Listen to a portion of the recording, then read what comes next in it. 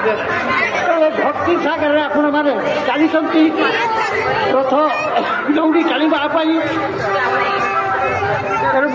ଭଗବାନଙ୍କର ଲୀଳା ଚାଲ ସଖୀ ଆମେ ଦର୍ଶନ କରିବା ଜଗନ୍ନାଥ କାଳିଆକୁ।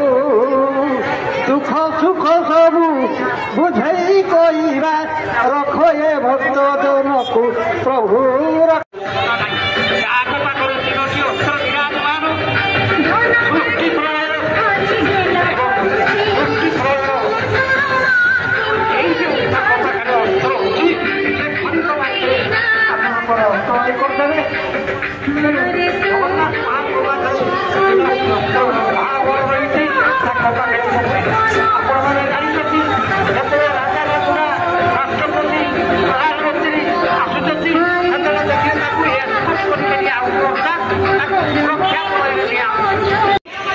ଘଣ୍ଟିର ଧ୍ୱନି ଚାମର ଆଲୋକରେ ଜଳାୟିତ ହେଉଛନ୍ତି ସ୍ୱୟଂ ପ୍ରଭୁ ଜଗନ୍ନାଥ ଚତୁର୍ଥା ମୂର୍ତ୍ତି।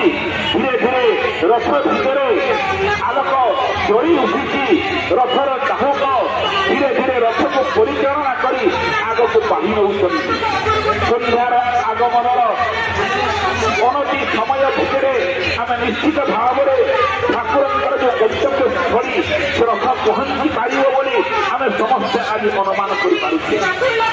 ସମସ୍ତେ ଆଜି ଭକ୍ତ ଭାବ ବିହଳ କେବଳ ପୂର୍ଣ୍ଣ ପ୍ରାଣରେ ଜଗନ୍ନାଥଙ୍କୁ ଡାକିବା ଦରକାର। କିଏ କହିଲା ମୁଁ ଜଗନ୍ନାଥଙ୍କୁ ପାଇନେଇ, ହୁଏତ ଆମେ ପ୍ରବୋଧିତ କରି ତାଙ୍କୁ ଡାକିନେ, ସମର୍ପଣ ଭାବରେ ତାଙ୍କୁ ଡାକି ପାରିନେ, ଗଜ କରି ତାଙ୍କୁ ଆମେ ସ୍ମରଣ କରିପାରିନେ। ଯଦି ଦ୍ରୌପଦୀ କରି ତାଙ୍କୁ ସମର୍ପଣ ଭାବରେ ଡାକିବା, ଗଜ କରି ସମର୍ପଣ ଭାବରେ ଡାକିବା, ସବରୀ କରି ନିଜ ଚାଖି ଘରଟିଏ ଖୋଳି ଦେଇପାରିବା, ତାହେଲେ ନିଶ୍ଚିତ ଭାବରେ ଜଗନ୍ନାଥ ଆପଣା ହେଇପାରିବେ, ନିଜର ହେଇପାରିବେ। ସେଥିରେ ଅଣୁମାତ୍ର ସତ୍ୟର ଅବକାଶ ନାହିଁ। ଏଇ ଯେଉଁ ଜଗନ୍ନାଥ ସଂସ୍କୃତିର କଥା, ଏଇ ଦଶାବତାର କଥା ମଧ୍ୟ ଏହା ମଧ୍ୟ ରହିଛି। ଜନାକୀର୍ଣ୍ଣ ହେଉଛି ବଡ଼ଦାଣ୍ଡ। ପୁଣି ଥରେ ପରବର୍ତ୍ତୀ ସମୟରେ ଆମେ ଆସିବୁ। ବର୍ତ୍ତମାନ ଧାରା ବିବରଣୀ ପ୍ରଦାନ କରିବା ପାଇଁ ମୋ ପରବର୍ତ୍ତୀ ଭାଷ୍ୟକାରଙ୍କୁ ଦାୟିତ୍ୱ ହସ୍ତାନ୍ତର କରୁଛି।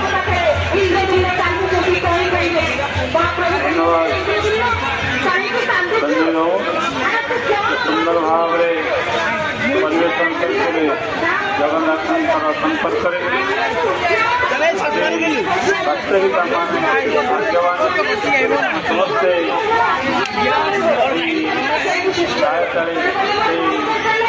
ପ୍ରଭୁଙ୍କର କଥା ଶୁଣିବାର ସୁଯୋଗ ମଧ୍ୟ ପାଉଛି। ତା ସହିତ ନିଜେ ଉପଭୋଗ କରୁଛି ସେଇ ପ୍ରିୟ ପରମ ବ୍ରହ୍ମ। ତ ଆଜି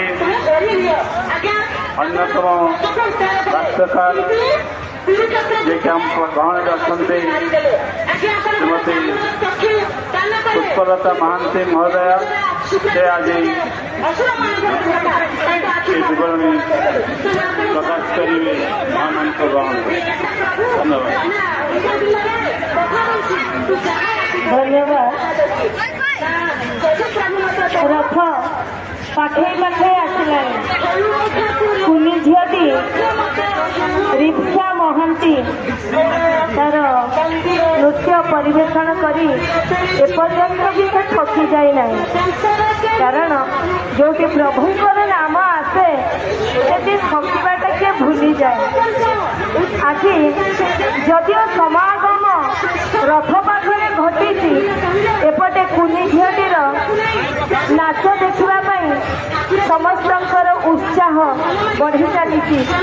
ଏକ ନୂଆ ଅଧ୍ୟାୟ ବୋଧହୁଏ ଆଜିଠାରୁ ସୃଷ୍ଟି ହେଲା, ଯାହା ମାଧ୍ୟମରେ ଆମର ଓଡ଼ିଶାର ସଂସ୍କୃତି, ଓଡ଼ିଶାର ପରମ୍ପରା, ଓଡ଼ିଶା ସଙ୍ଗୀତ, ଓଡ଼ିଶୀ ନୃତ୍ୟ ଆଜି ରାଇରଙ୍ଗପୁରର ବଡ଼ଦାଣ୍ଡରେ ପରିବେଷିତ କରୁଛନ୍ତି।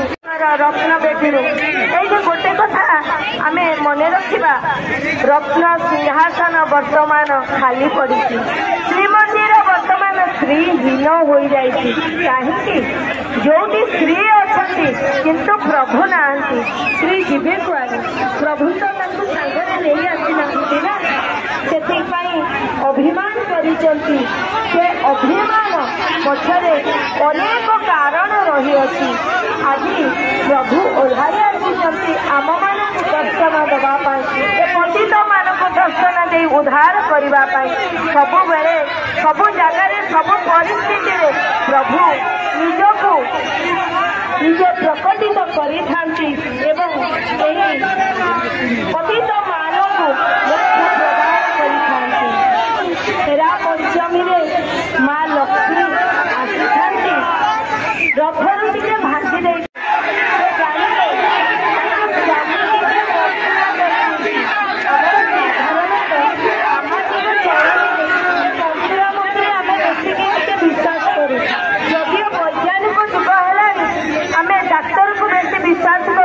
तथापि भल हेबा निहाती दरकार। मंत्रा मंत्री टुकुरु टाकणी करी केमिति मो स्वामी मो पाखकु पुणी फेरी आसिले सेथिपाई माँ सांगरे चून टिके लेके जाइथांती। से चून मंत्रा चून से मंत्रा चून को रथरे टिके लगेई दियंती मो स्वामी को आउ कहा नजर लागबनी। से रथरे चून टिके लगई माँ कहते गोटे काम कले आमर जमी अच्छी कथारे स्त्री छकी गोटे नड़िया पकई देकी एका मुहा होगी पड़े आसब माँ लक्ष्मी चून टिके लगाई मु आसी केमी जान रथर कले काठ भांगी देता पुणी एक मुहा हो फेरी आसी था अपूर्व आमे माने जानी पारू ना हूँ कारण जो मेरु को आमे चाहिए हलाई पारिबा नहीं से मेरु को महामेरु महाप्रसाद सबु किछि महान से महान मेरु को आज आमे सचल कराई देइछे प्रभुंकर बिना आज्ञारे आमे ए सब करिबा असंभव प्रभुंकर असंभव को संभव करिता प्रभु निजे। जदि आज आमे देखिबा प्रभु आलोट चामर तांको पाखरे रही अछि टाइया हले हले से आगो को जाउछन्ते पछको फेरुछन्ती ए कि लीला आगो को बढ़ुछन्ते पछको फेरुछन्ती ए कथार मार्मिक हेउछि कर्म करि चालो पछरे मु अछि आगो को चालो धर्म बाटरे चालो धर्म अर्थ काम मोक्ष ए सबुर प्रतीक होउछन्ती एई चतुर्धा मूर्ति जो चतुर्धा मूर्तिंकर आज आमे सेवा करिबा ए कली जुगरे एकमात्र मुख्य हेउछि नाम संकीर्तन ए नाम संकीर्तन कले आमे सेवा करिबा प्रभुकर सेवा करे ताको ओलेटाई दियो आमे बासिबा हमर महान गुण हमर महान चेतना आम भितरे फुटी उठिब आम भितरे आमे जागृत करिबा एक महानुभव एक आध्यात्म चेतना जो आध्यात्म चेतना वर्तमान परिस्थिति रे आमर दरकार हेउची एही परिस्थिति गोटे आध्यात्मिक चेतना आमे सृष्टि करिबा से सब सृष्टि करिबार एकमात्र माध्यम हेउची नाम संकीर्तन ए हरि नाम कथार अछि हरि नाम भजरे भाई हरि नाम भज भजी न पारिले बाबू बांधी नेब काल जम ए काल जम केउठु आसुची आमे कहूचे स्वर्ग मर्त्य पाताल ए तीनटा जुगरे आमे प्रभु को समस्ते दर्शन करने को आज ओह्लाई आसीचंती। तो आज एमिति परिवेश हैला जेतेबेले प्रभु रथारूढ़ हेले सतेकी इंद्रदेव सेठारे विजय होइतिले वर्षा दिगपा पकाई देले से खुशीर वर्षा से फुलर वर्षा प्रभु मानकर देवता मान सतरे स्वर्गरे ठाई पुष्पवृष्टि कले से पुष्पवृष्टि प्रभुंकर ए लीला दर्शन करिबाई ए स्वचक्षुरे ए नवयौवन दर्शन रे आज तीनोटी आमे दर्शन कले नवयौवन दर्शन नेत्रोत्सव आज श्री गुंडीचा यात्रा नवयौवन दर्शन कहीं नवयौवन दर्शन प्रभु 15 दिन धरी ज्वर पड़े साधारणतः आम ज्वर पड़े आमको केमती लगी थाए बहुत अवश्य लगी थाए मुह रोगिणा देखा जाए प्रभुंकर नुआ चिता लगी है नुआ सबकि ତାଙ୍କର ନୂଆ ହେଲା ଦୁଇ ଚକ୍ଷୁ ଚନ୍ଦ୍ର ସୂର୍ଯ୍ୟ ପରି ଜାଜଲ୍ୟମାନ ହେଲେ ତାଙ୍କର ଓଠ ଶୁକ୍ଳ ପକ୍ଷର ଚନ୍ଦ୍ର ପରି ଝଟକୁ ଥିଲା ଗୋଟେ ଦେବଦାସୀ ହୋଇ ନାଚୁଥିଲା। ସେ ଦେବଦାସୀର ପରମ୍ପରା ଏବେ ନୁହେଁ କାହିଁ ଅନାଦି କାଳରୁ ରହି ଆସିছে। ଦେବତାଙ୍କୁ ସନ୍ତୁଷ୍ଟ କରିବା ପାଇଁ ଦେବଦାସୀ ସ୍ୱତଃପ୍ରତ ଭାବରେ ନିଜକୁ ସେ ପ୍ରଭୁଙ୍କର ସେବାରେ ଲଗେଇଥାଏ। ତାକୁ କେହି ବାଧ୍ୟ କରିନଥାଏ। ଏହି ସମୟରେ ମା ନିଜେ ପ୍ରଭୁ ଶ୍ରୀକୃଷ୍ଣଙ୍କର ମୂର୍ତ୍ତିକୁ ମଗାଇଥିଲେ। ସେହି ସମୟରେ କୃଷ୍ଣ ମୂର୍ତ୍ତି ଧରି ସେ ଆସିକି ପହଞ୍ଚିଛନ୍ତି। ସାଙ୍ଗେ ସାଙ୍ଗେ ମା କହିଦେଲେ ଏଇ ପରା ତୋର ବର। ସତରେ ସେଇଦିନଠୁ ମୀରା ପାଗଳି ହୋଇଗଲେ। ପାଗଳି ହୋଇଗଲେ ସେଇ କୃଷ୍ଣ ମୂର୍ତ୍ତିର ମୁହଁରେ। ସେ କୃଷ୍ଣ ମୂର୍ତ୍ତିର ମୁଖକୁ ଦେଖି ସେ ସବୁ ଭୁଲି ଯାଇଥିଲେ। ସେଇଦିନ ଠାରୁ ତାଙ୍କର ଶୋଇବା ଖାଇବା ପିଇବା ସବୁ କିଛି ପ୍ରଭୁଙ୍କ ପାଖରେ ହୋଇଥିଲା। ମା ଭାବୁଥିଲେ ବୋଧେ ଖେଳଣା ଭାବିକି ଛୁଆଟା ଖେଳୁଛି, କିନ୍ତୁ ସତରେ ଯେତେବେଳେ ପଚାରିଲେ ଦିନେ ମା ଦେଖିଲେ ଝିଅର ଅଖ ଘଷିଦେବ ଅଖ ଘଷିଦେବ ଓ ଭକ୍ତେ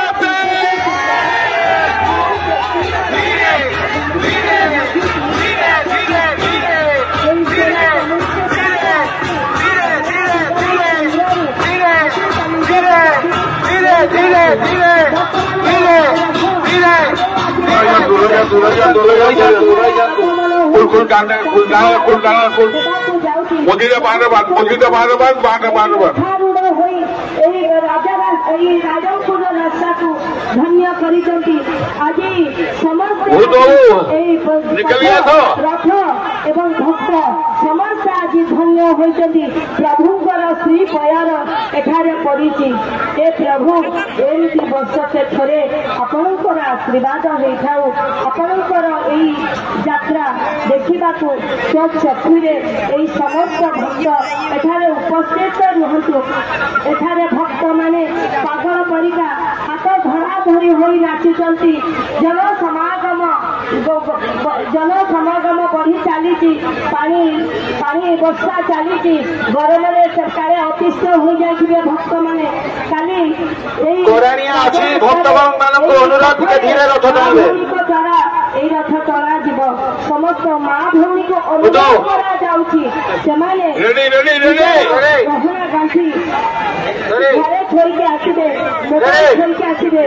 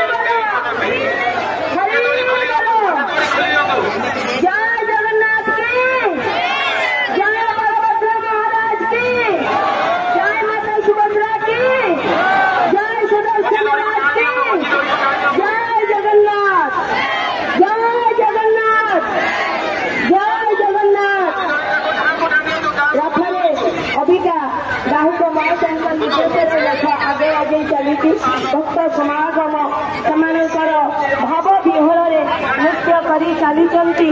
ଏହି ଅବସର ଏକ ଅପୂର୍ବ ମିଳନ ଭକ୍ତ ଏବଂ ଭଗବାନଙ୍କର। ଆଜି ଏହି ରଥରେ ଯେଉଁ ଭକ୍ତଙ୍କର ଆଜି ସ୍ୱଚକ୍ଷୁରେ ଆମେ ଦର୍ଶନ କରିବା, ସେଇ ଦର୍ଶନରେ ଆଜି ଆମେ ମୋକ୍ଷ ପ୍ରାପ୍ତି ହୁଏ। କଥାରେ ଅଛି ରଥଠୁ ବାମନ ଦ୍ରଷ୍ଟା ପୁନର୍ଜନ୍ମ ନ ବିଦ୍ୟତେ। ରଥରେ ପ୍ରଭୁଙ୍କର ଦର୍ଶନ କଲେ ପୁନର୍ଜନ୍ମର ଲାଭ ହୁଏ ନାହିଁ। ଏତିକି କହି ମୁଁ ମୋର ଧାରା ବିବରଣୀ ଶେଷ କରୁଛି। ପରବର୍ତ୍ତୀ ଧାରା ବିବରଣୀ ପାଇଁ ତିମିର ସାର୍ଙ୍କୁ ଅନୁରୋଧ କରୁଛି, ସେ ପୁନଶ୍ଚ ନିଜର ଧାରା ବିବରଣୀ ପ୍ରଦାନ କରିବେ।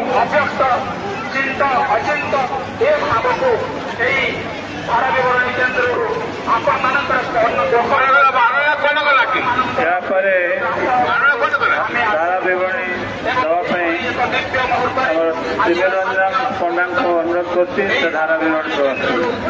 ପ୍ରଭୁ ଧୀରେ ଧୀରେ ଆଡ଼ପ ମଣ୍ଡପ ଅଭିମୁଖୀ ଆଜି କାଳିଆ ସାନ୍ତ ନୀଳାଚଳନାଥ ଭୁବନ ପାଳକ ତୁମରି ପ୍ରିୟାଣ ରଥ କୁଲୁଛି ପୁଣି ଦିନ ସେବାକାରୀ ମଣିମା ଶୁଣିମା ହଉ ଦାସର ଜୁହାରୀ। ବାସ୍ତବରେ ସେଦିନ ଯେତେବେଳେ ସମସ୍ତ ଭକ୍ତ ଆଜି ଅପଲୋକ ନୟନରେ ଅନେଇ ରହିଛନ୍ତି ତାଙ୍କର ଶ୍ରୀ ଆରାଧ୍ୟ ଦେବତାକୁ। ଶ୍ରୀ ଜଗନ୍ନାଥ ମହାପ୍ରଭୁଙ୍କର ରଥ ଧୀରେ ଧୀରେ ଖର୍ଘର ନାଦରେ ଆଗକୁ ଆଗକୁ ଆଗେଇ ଚାଲିଛି। ଦାଉଦଙ୍କର ଯୋଉ ଘୋଷ ତାହା ଶ୍ରବଣରେ ବାଜୁଛି। ସମସ୍ତ ଜୟ ଜଗନ୍ନାଥ ଧ୍ୱନିରେ ଗଗନ ପବନକୁ ଭକତ ଶବ୍ଦରେ ଆଜି ଗଗନ ପବନ ନିଶ୍ଚିତ ଭାବରେ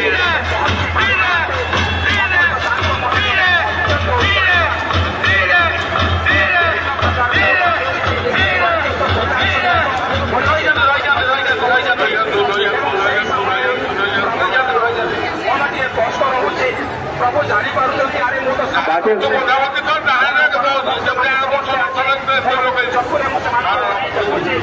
ମୁଁ ବାଜେ ଘଣ୍ଟା ଘନ ଘନ ଛନ ଛନ ଦର୍ଶନ କରିବାକୁ କଳା ବଦନ ଯାର ଦର୍ଶନ ଲାଗି ଯୁଗ ଯୁଗ ଜପି ଯୋଗୀ ଦିବସ ଜାମିନି ଜାଗି ଜାପେ ଜୀବନ ସେହି ନୀଳାଚଳ ବିହାରୀ ବିତରିବେ ଜଣେ ଆଜି କରୁଣା ଭାରି।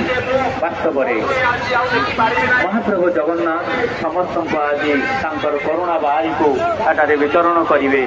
ଆମେ ଦେଖିଛୁ ମହାପ୍ରଭୁ ଜଗନ୍ନାଥ ଗୋଟିଏ ଜିନିଷ ଜଣାଇ ଦେବା ପାଇଁ ଚାହୁଁଛନ୍ତି। ଆମ ସମ୍ମୁଖରେ ମଧ୍ୟ ଆମେ ବିଶେଷ ସୂଚନା ଭକ୍ତଗଣଙ୍କୁ ଅନୁରୋଧ ସନ୍ଧ୍ୟା ହେଇଗଲାଣି, ତେଣୁ ଆପଣମାନେ ଆପଣମାନଙ୍କର ଅଳଙ୍କାର ଏବଂ ଅନ୍ୟାନ୍ୟ ଯୋଉ ମୋବାଇଲ କିମ୍ବା ଅନ୍ୟାନ୍ୟ ପକେଟ ମାରଙ୍କ ଠାରୁ ଦୂରେଇ ରହିବା ପାଇଁ ସମସ୍ତଙ୍କୁ ଅନୁରୋଧ କରାଯାଉଛି, ସୂଚନା ଯାଉଛି। ଯୋଉ ଭକ୍ତମାନେ ମା ଭଉଣୀ ମାନେ ଗହଣା ପିନ୍ଧି ଆସିଛନ୍ତି ନିଜ ଅକ୍ତିଆରରେ ରଖିବେ, ଛୁଆ ପିଲାଙ୍କୁ ନିଜ ଅକ୍ତିଆରରେ ରଖିବେ। ବର୍ତ୍ତମାନ ସନ୍ଧ୍ୟା ହେଇ ଆସିଛି, ତେଣୁ ଏ ଅନ୍ଧାର ଭିତରେ ଅସାମାଜିକ କାର୍ଯ୍ୟକଳାପ ହେଇପାରେ, ତେଣୁ ଆପଣମାନଙ୍କୁ ବିଶେଷ ସୂଚନା, ଆପଣମାନେ ସତର୍କ ରହିବେ। ଜୟ ଜଗନ୍ନାଥ, ଜୟ ଜଗନ୍ନାଥ, ବୋଲୋ ଜୟ ଜଗନ୍ନାଥ। ମହାପ୍ରଭୁଙ୍କର ରଥ ଖର୍ଖର ନାଦରେ ଆଗେଇ ଚାଲିଛି। ଘୋଷକଙ୍କର ଧୀରେ ଧୀରେ ଶବ୍ଦରେ ଆଜି ଗଗନ ପବନ ସବୁଆଡେ ପ୍ରକମ୍ପିତ ହେଇଯାଉଛି।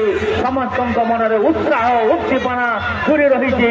ସମସ୍ତେ ରଥର ଦୌଡ଼ିକୁ ଧରି ସେମାନେ ତାକୁ ଟାଣି ନେଉଛନ୍ତି ମାଉସୀ ମା ମନ୍ଦିର ଆଡ଼କୁ, ଆଡ଼ପ ମଣ୍ଡପ ଆଡ଼କୁ।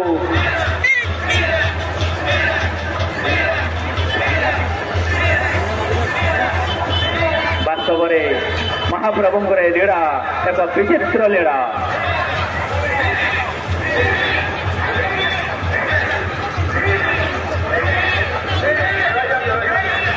ଜୟ ଜଗନ୍ନାଥ, ଚାଲୋ ଜୟ ଜଗନ୍ନାଥ।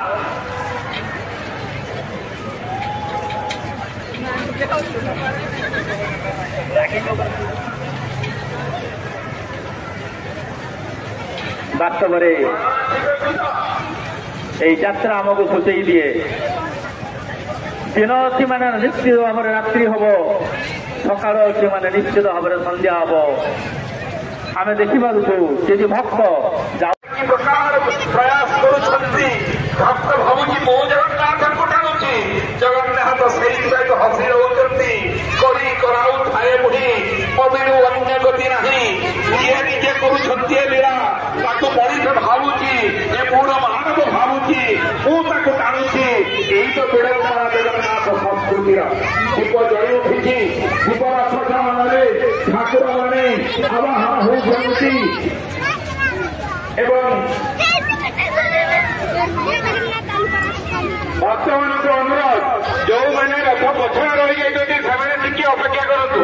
ରଥ ଆଉ ଟିକେ ଆଗକୁ ଗଲାବେଳେ ଆପଣମାନେ ଆଗେଇବେ। ଏ ସଙ୍କଟପୂର୍ଣ୍ଣ ଜାଗା, ତେଣୁ ଆପଣମାନେ ଆଗକୁ ଯାଇପାରିବେନି। ମା ଭଉଣୀମାନଙ୍କୁ ବିଶେଷ ଅନୁରୋଧ, ରଥ ଟିକେ ଆଗେଇ ଯାଉ, ତାପରେ ଆପଣମାନେ ଆଗକୁ ଯିବେ। କାହିଁକି ନା ଏ ସଙ୍କଟପୂର୍ଣ୍ଣ ଜାଗା, ଏ ସଂକୀର୍ଣ୍ଣତା ଭିତରେ ଆପଣ ଆଗକୁ ଯାଇପାରିବେନି। ତେଣୁ ଆପଣମାନଙ୍କୁ ଅନୁରୋଧ, ଦୟାକରି ଟିକେ ଅପେକ୍ଷା କରିଯାଆନ୍ତୁ। ଆଉ ଗୋଟେ ମୋଟରସାଇକେଲ ଚାବିକାଠି ଆମେ पाइचु जदि कौ बंधुकर ए मोटरसाइकेल चालियाटी हजिଯିव से धारादेवी केन्द्र धनी कम्युनिकेशन को आसवे और मोटरसाइकेल ले जाए ओडिशार भक्त मान को आपण मैंने आगे जातु ना रथ गड़ी जाऊ रथ गड़ी सारा द्वारा आपण मैंने आगे देते ये संकीर्ण जगह भितर आप आगे जापरेनि भिडियो भितर जातु धन्यवाद कटी जन तार मो नहीं तो तुमरी महिमा इति नीति बोल दीपं ज्योति परं ब्रह्म दीपं ज्योति जनार्दन दीपं ज्योति पापा संध्या दीप नमस्ते